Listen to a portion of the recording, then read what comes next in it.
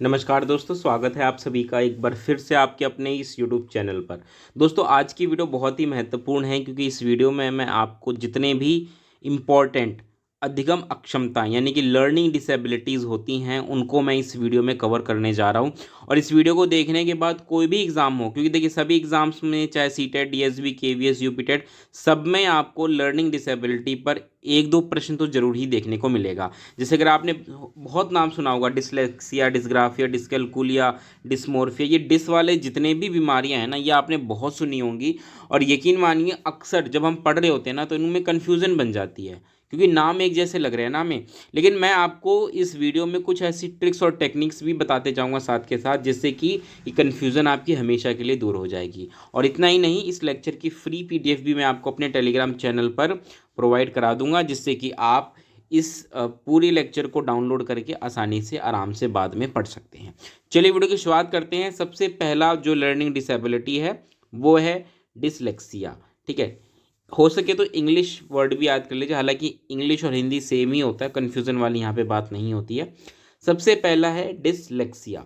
तो डिसलेक्सिया एक ऐसी लर्निंग डिसेबिलिटी है जो कि बहुत ही कॉमन होती है बच्चों में, और एग्ज़ाम में सबसे ज़्यादा यही पूछी जाती है। तो इसमें सिंपल सी देखिए, आपको जो समझना है कि इसमें दिक्कत होती है मेनली पढ़ने से संबंधित। ठीक है, ये सबसे मेजर प्रॉब्लम पढ़ने से संबंधित होता है। और पढ़ने से भी कैसे कन्फ्यूज़न हो जाती है, कैसी कन्फ्यूज़न, जैसे बी और डी एक जैसे लगते हैं उसको, है ना। जैसे बी और डी क्या लगेंगे, एक जैसे लगेंगे। वो समझ ही नहीं पाएगा कि भाई बी किस तरफ बनाना है और डी किस तरफ बनाना है। या कई बार अगर आपने देखा हो, जैसे बी होता है या पी होता है, इनमें कन्फ्यूज़न हो जाती है क्योंकि बी में ये नीचे की तरफ है, पी में ये ऊपर की तरफ है। तो जो सिमिलर एक जैसी जो आकृतियाँ होती हैं ना, उनमें बच्चे को कन्फ्यूज़न हो जाती है।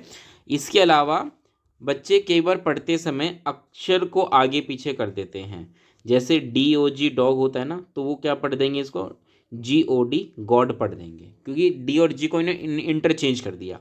ऐसे ही डब्ल्यू ए एस वॉज होता है, तो उसको इंटरचेंज करके एस ए डब्ल्यू सौ पढ़ देंगे। तो ये दिक्कत होती है पढ़ने से संबंधित। एक बात ध्यान से समझिएगा मेरी, कि अगर कोई बच्चा मान के चलिए बी और डी में अंतर नहीं कर पा रहा है, ठीक है, कन्फ्यूज़न है उसको, इसका मतलब उसको डिसलेक्सिया है। तो ये पढ़ने से संबंधित बीमारी है। लेकिन क्या अगर इस बच्चे को हम जब लिखने की बारी आएगी तो क्या उसको लिखते समय भी कन्फ्यूज़न नहीं होगी बी और डी में? बिल्कुल होगी। वो बी और डी बना भी नहीं पाएगा सही से, मतलब कन्फ्यूज़न रहेगी उसके दिमाग में। तो कभी कभी प्रश्न ये भी पूछ लिया जाता है कि पढ़ने और लिखने, मतलब पढ़ने के साथ साथ लिखने की बात होगी तब भी डिसलेक्सिया होगा, और अगर सिर्फ पढ़ने की बात होगी तब भी डिसलेक्सिया होगा। लेकिन अगर सिर्फ लिखने से संबंधित समस्या अगर आपसे पूछ ली जाए तो उस केस में आप डिसलेक्सिया नहीं लगाएंगे। मेरी बात ध्यान से समझिए। अब डिसलेक्सिया, देखिए एक फ़िल्म है तारे ज़मी पर, उम्मीद है मुझे कि आप सब ने ये ज़रूर देखी होगी। अगर नहीं देखी ना, तो मैं रिकमेंड करूँगा कि 3 घंटे की फ़िल्म ज़रूर देखिए। एक तो एंटरटेनमेंट तो है ही, साथ के साथ इससे आपको इस डिसलेक्सिया जैसी प्रॉब्लम को समझने में बड़ी आसानी होगी। वीडियो के माध्यम से, मतलब मूवी के माध्यम से आप समझ जाएंगे डिसलेक्सिया क्या होता है। और ऐसा नहीं है कि डिसलेक्सिया मतलब की वजह से बच्चे कुछ नहीं कर पाते, ये कॉमन सी चीज़ है। और डिसलेक्सिया बहुत बड़े बड़े लोगों को हुआ, जैसे एल्बर्ट आइंस्टीन बहुत बड़े साइंटिस्ट थे, उनको डिसलेक्सिया की प्रॉब्लम थी। टॉम क्रूज बहुत बड़े बड़े मूवी स्टार हैं, इनको कन्फ्यूज़न होती है, ये डिसलेक्सिया से ग्रसित हैं। इसके अलावा बहुत बड़े पेंटर लियोनार्डो द विंची, आपने नाम सुना होगा, ये डिसलेक्सिया से प्रभावित रहे हैं। तो ऐसा कुछ नहीं है कि डिसलेक्सिया कोई बहुत बड़ी बीमारी हो गई या कुछ, लेकिन हाँ थोड़ी सी न्यूरोलॉजिकल प्रॉब्लम होती है बच्चे को। लेकिन एक सही टीचिंग मेथड और प्रैक्टिस से इसको ठीक किया जा सकता है। ठीक है, तो उम्मीद है डिसलेक्सिया आप समझ गए होंगे, ये पढ़ने से संबंधित समस्या है। अगला, डिसग्राफिया। अब देखिए डिसग्राफिया और डिसलेक्सिया में आप अंतर कैसे करेंगे। डिसग्राफिया हमेशा ध्यान रखिएगा, ग्राफ ग्राफ क्या होता है, कुछ इस प्रकार से लाइनें, और जब भी लाइन बनाने की बात होगी तो बिना लिखे तो लाइन बन नहीं सकता। तो ग्राफ या ग्राफ कुछ इस प्रकार से दिमाग में बिठा लीजिए, ग्राफिया मतलब कुछ लाइन जैसा, और लाइन के लिए हमें लिखना पड़ता है। तो डिसग्राफिया जो है वो किससे संबंधित बीमारी है, लिखने से संबंधित समस्या होती है। जिस बच्चे को डिसग्राफिया होती है अक्सर उनकी फाइन मोटर स्किल जो कि एक बहुत ही महत्वपूर्ण स्किल होता है। देखिए फाइन मोटर स्किल मैं बताता हूँ, ऐसे स्किल्स होते हैं, या ऐसे कौशल होते हैं जिनमें छोटी छोटी मांसपेशियों का इस्तेमाल होता है। जैसे लिखते समय हम पेंसिल पकड़ के उसको लिखते हैं ना, तो पेंसिल को पकड़ने के लिए हमारी छोटी छोटी जो उंगलियों की मसल्स होती हैं उनका इस्तेमाल होता है।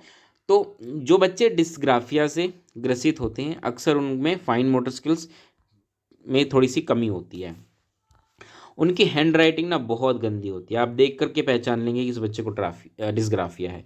हैंड राइटिंग देखिए कैसी है, बहुत ही गंदी है। जब वो अक्षर बनाएंगे ना तो शब्दों के बीच में या अक्षरों के बीच में प्रॉपर गैप नहीं रखेंगे, उनको कन्फ्यूज़न रहेगी, मतलब कहीं ज़्यादा कहीं कम, कुछ इस प्रकार से वो कर देते हैं। जिन बच्चे को डिस्ग्राफिया की दिक्कत होती है, लिखते लिखते वो बहुत जल्दी थक जाते हैं, उनके हाथों में दर्द होना शुरू हो जाता है। तो ये कुछ कॉमन से लक्षण है। लेकिन एक लाइन में अगर आपको याद करना हो dysgraphia exam point of view से, तो सिर्फ सिंपल सा याद रखिएगा कि लिखने से संबंधित समस्या है। तो ग्राफिया से आप याद कर लेंगे, ग्राफ लाइन के लिए होता है और उससे लिख के ही लाइन बनती है, तो लिखने से संबंधित समस्या है डिस्ग्राफिया। उम्मीद है आप समझ गए होंगे। आगे मूव ऑन करते हैं, डिस्कैलकुलिया।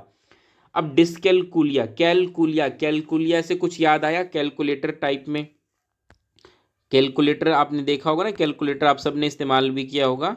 तो डिस्कैलकुलिया, कैलकुलिया मीन्स कैलकुलेटर से याद रखिएगा कैलकुलिया। और कैलकुलेटर का इस्तेमाल कब होता है? जब हम गणित से संबंधित कुछ काम कर रहे होते हैं, जमा घटा या कुछ इस प्रकार से। तो डिस्कैलकुलिया मतलब गणित समझने से संबंधित समस्या है। जिन बच्चों को डिस्कैलकुलिया होता है अक्सर ये बच्चे गणित से बहुत डरते हैं, ध्यान रखिएगा, ठीक है। बहुत ही सिंपल जमा घटा गुणा भाग करने में भी इनको दिक्कतें आती हैं। संख्याओं की बेसिक समझ इनको नहीं हो पाती है। संख्याओं को सही क्रम में व्यवस्थित कर पाना, ये छोटी छोटी चीज़ें करने में भी दिक्कत होती है। आप समझ जाएंगे डिस्कैलकुलिया वाले बच्चे को, क्योंकि ऑन एन एवरेज जो बच्चे में मैथमेटिकल कैलकुलेशन मतलब कैपेबिलिटीज़ होनी चाहिए, ये उससे भी बहुत नीचे होते हैं। तो आसानी से पता चल जाता है कि हाँ इस बच्चे को डिस्कैलकुलिया की दिक्कत है। आप देख सकते हैं इस तस्वीर में ये लड़की कैसे चिल्ला रही है, हेल्प हेल्प, बचाओ मुझे। क्यों? क्योंकि इसके सामने मैथ आ गई है, गणित आ गई है। ये बच्ची बेचारी बेहोश हो गई है संख्याओं को देख करके। तो यहाँ तो बस तस्वीरों के माध्यम से समझाने की कोशिश की है, बट इतना समझिए कि डिस्कैलकुलिया का संबंध है गणित समझने से संबंधित समस्या। चलिए आगे बढ़ते हैं। नेक्स्ट है डिस्मोर्फिया। डिस्मोर्फिया में एक शब्द आ रहा है मोर, मोर से याद रखते हैं, मोर, ठीक है। मोर क्या होता है? मोर होता है सुंदर। मोर क्या होता है? सुंदर। मोर होता है सुंदर, ठीक है।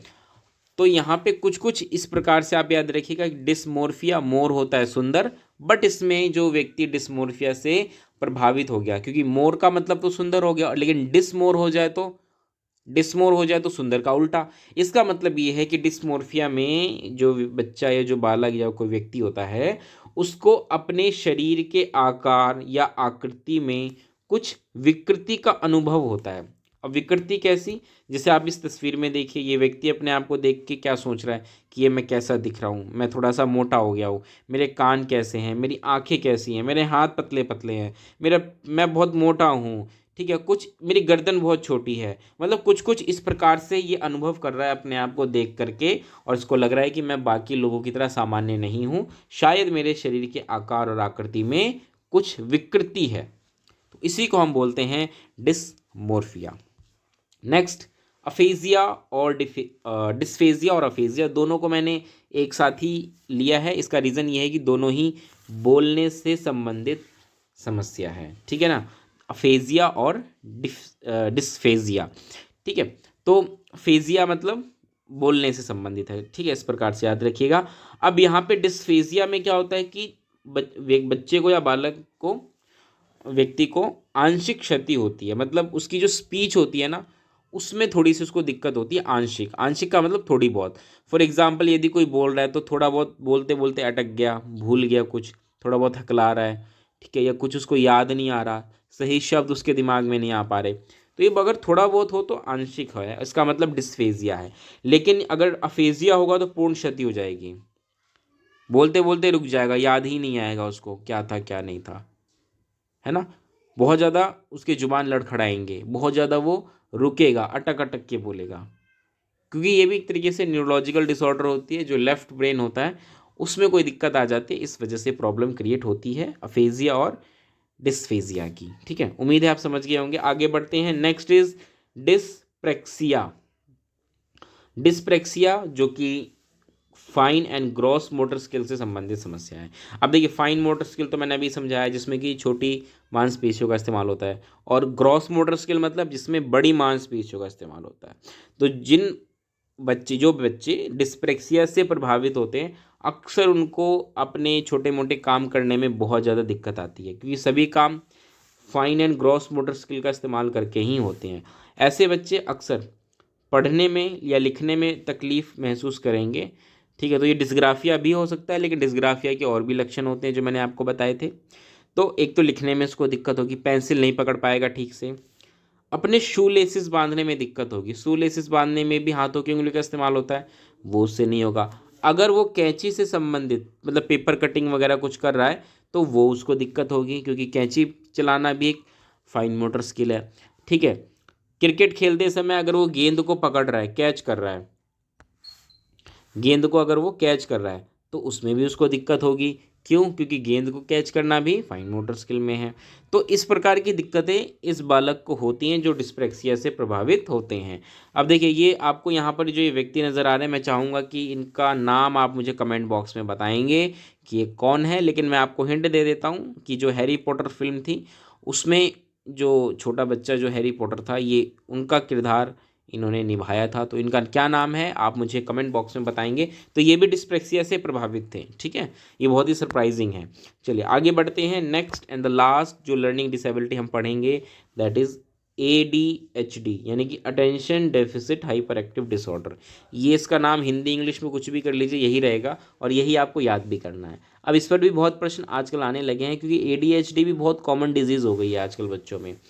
ADHD में होता है क्या है, नाम से ही पता चल रहा है। सबसे दो महत्वपूर्ण लक्षण होते हैं। पहला तो ये होता है कि अटेंशन डेफिसिट। अटेंशन डेफिसिट का मतलब ये है कि बच्चे में अटेंशन की कमी होती है, ध्यान की कमी होती है। ऐसे बच्चे जल्दी ध्यान नहीं लगा पाते किसी भी चीज़ पे। अगर वो पढ़ाई है तो पढ़ाई में नहीं, कोई काम दे दिया उसमें नहीं, तुरंत खड़े हो जाएंगे 2 मिनट में ही, इधर उधर भागने लगेंगे, यानी कि अटेंशन की कमी है। दूसरा, हाइपर एक्टिव रहेंगे बहुत ज़्यादा, मतलब शांत नहीं बैठ सकते 1 मिनट भी, बिल्कुल, कभी यहाँ कभी वहाँ, तुरंत इधर तुरंत उधर, कभी कुछ कर रहे हैं कभी कुछ कर रहे हैं।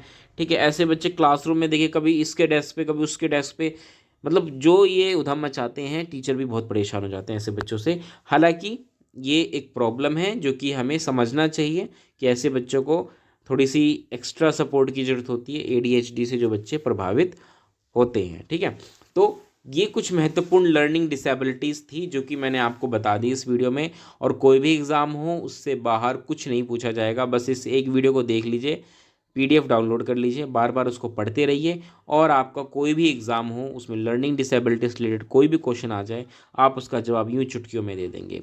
चलिए दोस्तों, इस वीडियो को मैं यहीं रखता हूँ। वीडियो कैसी लगी मुझे ज़रूर बताइएगा, लाइक करिएगा, शेयर करिएगा, और हाँ, पहली बार वीडियो देख रहे हैं तो चैनल को सब्सक्राइब करना मत भूलिएगा। मिलेंगे अगली वीडियो में, तब तक के लिए नमस्कार, धन्यवाद।